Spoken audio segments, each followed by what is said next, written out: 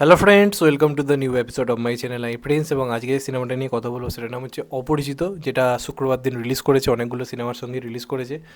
দেখবো করে দেখা হচ্ছিল না, যদিও দুদিন আগে আমি সিনেমাটা দেখি। রিভিউ করতে আমার একটু লেট হচ্ছে, তার জন্য এক্সট্রিমলি সরি। এবার এই যে সিনেমাটা যে এতগুলো কাজ রিলিজ করেছে, তার মধ্যে এটা নিয়ে কিন্তু আমার এক্সপেকটেশন অনেক কম ছিল, যে কারণে মানে একটা জিরো এক্সপেকটেশন নিয়ে এই কাজটা দেখতে গেছিলাম। তো অনেস্টলি স্পিকিং, এই সিনেমার কিন্তু কিছু জিনিস আমার জন্য কিন্তু দারুণভাবে ওয়ার্ক করেছে, কিছু জিনিস আমার জন্য ওয়ার্ক করেনি, সেগুলো নিয়ে আমি কথা বলছি। তবে বেশ কিছু জিনিস পজিটিভ রয়েছে এই কাজটার মধ্যে। প্রথমত এই স্টোরি নিয়ে আমাকে একটু করে বলতে বলা হয়, তাহলে এখানে ঋত্বিকদার যে ক্যারেক্টারটা, সে মূলত একটা লাইব্রেরিতে কাজ করে।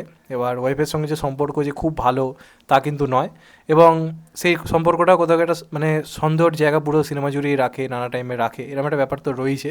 তো এই ক্যারেক্টারটার একটা বিরাট বড় একটা দুর্ঘটনা ঘটে, এবং সেই দুর্ঘটনায় এ মানসিকভাবে মানে কী বলবো, একটু তো অসহায় হয়েই পড়ে, এবং তার সঙ্গে সঙ্গে অনেক কিছু ভুলে যায় বর্তমান টাইমের অনেক ঘটনা, এবং তার ওয়াইফকে পর্যন্ত সে চিনতে পারে না। আর অনির্বাণ চক্রবর্তী এই ব্যাপারটা পুরোপুরি ইনভেস্টিগেট করছে, এটা সম্বন্ধে জানার চেষ্টা করছে। তো এটা নিয়েই মূলত কী বলবো, সম্পর্কের যে ইমোশানগুলো, তার সঙ্গে সঙ্গে মানুষের যে ভেতরের যে মানে কী বলবো, যে ডার্ক দিকগুলো, সেগুলো গল্পের মধ্যে রয়েছে, এবং সেইভাবে একটা ইনভেস্টিগেট থ্রিলারের মতো গল্পটা কোথাও গিয়ে গয়, এবং তার সঙ্গে সম্পর্কের মানবিমান, এগুলো তো গল্পের মধ্যে রয়েছে। তো এটার যেটা মেন পজিটিভ দিক হচ্ছে, বাংলায় তুমি থ্রিলারধর্মী যে কাজগুলো দেখো রিসেন্ট টাইমে রিলিজ করেছে, তার থেকে কিন্তু এটার যে স্টোরি লাইনটা বা এটার যে প্লটটা, সেটা কিন্তু বেশ অন্যরকম একটা প্লট। মানে এরকম ধরনের প্লটে রিসেন্ট টাইমে কিন্তু থ্রিলার সিনেমা খুব একটা হয়নি, যেখানে সম্পর্কের জটিলতাকেও থ্রিলারের সঙ্গে সঙ্গে দেখানো হচ্ছে, যে কারণে আমরা সিনেমাটা দেখার সময় দুটো জিনিসই কাজ করবে মনে, একটা থ্রিলারের যে যে এলিমেন্টগুলো সেগুলো যেমন রয়েছে, তার সঙ্গে যে সম্পর্কের জটিলতা, যে কোন মানুষটা বিশ্বাসযোগ্য, কোন মানুষটা বিশ্বাসযোগ্য নয়, এবং অপরিচিত যে নামটা, সেটা সিনেমার সঙ্গে দারুণভাবে যায়। এই ব্যাপারগুলো সত্যিকারের সিনেমার মধ্যে খুব পজিটিভলি রাখা রয়েছে, যে মেসেজটা সেটা কিন্তু বেশ ভালো, এবং এটার যে ক্লাইম্যাক্সটা, সেটা একটু কিন্তু হাটকে করার চেষ্টা করা হয়েছে তথাকথিত যেরকম হয়ে থাকে। যদিও আমার জন্য যে ক্লাইম্যাক্সটা বিশেষভাবে ওয়ার্ক করেছে তা নয়, সেটার কারণ রয়েছে, সেটা আমি বলছি। কিন্তু তাও তারা একটা অন্যরকম কিছু করার ট্রাই করেছে, এই ফিল্ডটা তারা কিন্তু বারবার দিয়েছে, এই নিয়ে কোনো সন্দেহ নেই। লন্ডনের যে শুটিংয়ে যে লোকেশনগুলো দেওয়া হয়েছে, সেই লোকেশনগুলোকে দারুণভাবে ক্যাপচার করা হয়েছে, মানে সিনেমাটোগ্রাফির কাজ এই কাজটা জুড়ে কিন্তু খুব ভালো হয়েছে। এবং সর্বোপরি যেটা মেন, যে কারণে সিনেমাটা পুরো বসে দেখা যায়, সেটা হচ্ছে প্রত্যেকের পারফরমেন্স। ছোট্ট চরিত্রে সাহেব চট্টোপাধ্যায় খুব ভালো, যদিও তা আমার মনে হয় কোথাও গিয়ে তার ক্যারেক্টারটাকে দারুণ ইম্পর্টেন্স দেওয়া যেত। ওই ক্যারেক্টারটা কিন্তু সিনেমাটা বলাতে পারে মানে কী বলবো, মানে কালো ঘোড়া হয়ে উঠতে পারতো এই সিনেমাটা। তো তাকে সেইভাবে আমার মনে হয় যে স্পেসটা দেওয়া হয়নি, বা সে যেটা ডিজার্ভ করে সেটা সে করতে পারেনি, কিন্তু যেটুকু তার পারফরমেন্স ছিল দেখার মতো। ছোট্ট অভিনয়, কমলেশ্বর মুখোপাধ্যায় নিজের জাত চিনিয়েছে, এ নিয়ে কোনো সন্দেহ নেই। তবে ঋত্বিক দা, তার সঙ্গে অনির্বাণ চক্রবর্তী এবং ঈশা সাহা মারাত্মক কাজ করেছে। বেসিক্যালি ঈশা সাহা কিছু কিছু সিনে ঋত্বিকদার সঙ্গে যে সিনগুলোতে ঋত্বিকদার মতো অভিনেতার সামনে রয়েছে, সেখানে ঈশা সাহা বুঝতেই দেয়নি যে সে মানে কতটা ভালো একজন অভিনেত্রী। মানে চরম লেভেলের কাজ করেছে, চোখে চোখ রেখে অভিনয় ঋত্বিকদার মতো একজন দুই অভিনেতার সাথে। তো ঈশা সাহা কিন্তু মানে এই মুহূর্তে দাঁড়িয়ে বলাতে পারে অভিনয়ের দিক থেকে মানে অনেক অভিনেত্রী কিন্তু গোল দেওয়ার জায়গাতে রয়েছে, তাকে আমার মনে হয় প্রপারলি কাজে লাগানো উচিত। ঈশা সাহার কাজ অনবদ্য হয়েছে। অনির্বাণ চক্রবর্তী তো সব সিনেমাতেই দারুণ অভিনয় করে, তার অভিনয় নিয়ে আলাদা করে কিছু বলার নেই, সে প্রত্যেক জায়গায় নিজের কাজ ভালো করেছে।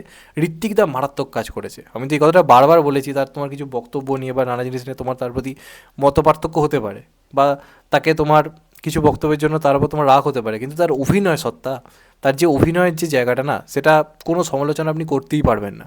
ঋত্বিকদা এত ন্যাচারাল কাজ করেছে, বিভিন্ন সিনের মধ্যে যে অসহায়তা, তার সঙ্গে সঙ্গে যে একটা সন্দেহবাতিক যে ব্যাপার, সেই জিনিসগুলো, তার যে এক্সপ্রেশন বা ডায়লগ বলার যে থ্রোয়িং, সেটা কিন্তু অনবদ্য হয়েছে। তো ঋত্বিকদা এই কাজটার মেন স্তম্ভ বলাতে পারে, এবং আমার মনে হয় না ঋত্বিকদা বাদে এতটা ভালো পারফরমেন্স এই ক্যারেক্টারটা অন্তপক্ষে কেউ করতে পারতো বলে, এটা নিয়ে কোনো সন্দেহ নেই। তো এবার যদি আমাকে নেগেটিভ দিকের দিকে আসতে বলা হয়, তাহলে আমি প্রথমেই যেটা বললাম, যে সিনেমার স্টোরি লাইনটা বেশ ভালো ছিল, যে মেসেজটা সেটা খুবই ভালো ছিল। কিন্তু প্রবলেম যেটা হয়ে গেছে কি রাইটিংয়ে, মানে এটার যে স্ক্রিন প্লেটা, সেটা ফার্স্ট হাফে খুবই কিন্তু দুর্বল লেগেছে আমার। কারণ ফার্স্ট হাফটা যে গতিতে এগোনো উচিত ছিল, কারণ যে প্লট লাইন ছিল অনেক গতিতে গল্পটা এগোতে পারতো, সেই গতিতে গল্পটা এগোয় না, জাস্ট ইন্টারভেলে খানিকটা আগে থেকে বা তার একটু আগে থেকে গল্পের গতিটা নেয়, কিন্তু সেটা তখন অনেকটা লেট হয়ে যায়। ফার্স্ট হাফটা যে কারণে কিছুটা হলেও কিন্তু আপনার বোরিং লাগতে পারে, কিন্তু সেকেন্ড হাফ থেকে গল্পটা বেশ খানিক রকম গতি নেয়, ভালো রকম স্পিডে গল্পটা এগোতে থাকে, একটা থ্রিলিং আবহ তৈরি করে দেয়। কিন্তু যে প্রমিসটা করছে একটা দারুণ থ্রিলারের দিকে আমরা এগোচ্ছি, তার সঙ্গে সঙ্গে একটা সম্পর্ক ইমোশন যে জিনিসটা দেখানো হচ্ছে, ক্লাইম্যাক্সটা ভালো হলো। ক্লাইম্যাক্সটা কিন্তু যারা বিভিন্ন ধরনের থ্রিলার নানা দেশের দেখে ফেলেছে, নানাভাবে দেখে ফেলেছে, তাদের কাছে কিন্তু সেই যে ক্লাইম্যাক্সে এটা হতে চলেছে বা যে টুইস্টটা, সেটা কিন্তু বেশ প্রেডিক্টেবল মনে হতে পারে, অন্তত আমার জন্য তো হয়েইছে। আমি বেশ খানিকক্ষণ আগেই ভুলে গেছিলাম যে এটা ফাইনালি হতে চলেছে, এবং এক্স্যাক্টলি সেটাই হয়। তো এইটা কিন্তু আমার কোথাও একটু নেগেটিভ মনে হয়েছে, কারণ যে স্টোরি লাইন তাদের হাতে ছিল, এই সিনেমাটা কিন্তু ওয়ান অফ দ্য বেস্ট কাজ কিন্তু বানানো যেত। প্রত্যেকে নিজের কাজ ভালো করেছে, স্টোরি লাইন ভালো ছিল, সিনেমার মেসেজ ভালো ছিল, খালি গল্পে আরেকটু টার্ন অ্যান্ড টুইস্টের দরকার ছিল। সেটা কিন্তু এই গল্পের মধ্যে বেশ খানিকটা কম, এবং যেটা বললাম যে ফার্স্ট হাফটা খুবই একটা স্লো এর মধ্যে দিয়ে গেছে। তবে ওভারঅল একটা ওয়ান টাইম ওয়াচেবল মুভি। সর্বকালের সেরা সিনেমা লিস্ট আপনি এটাকে রাখতে পারবেন না, কিন্তু টাইম কাটাবার জন্য বা একটা কী বলবো ওয়ান টাইম ওয়াচেবল মুভি হিসেবে আপনি যদি দেখেন আপনার কাজটা কিন্তু ভালো লাগবে, যদি বেশি কিছু এক্সপেকটেশন না রেখে দেখেন।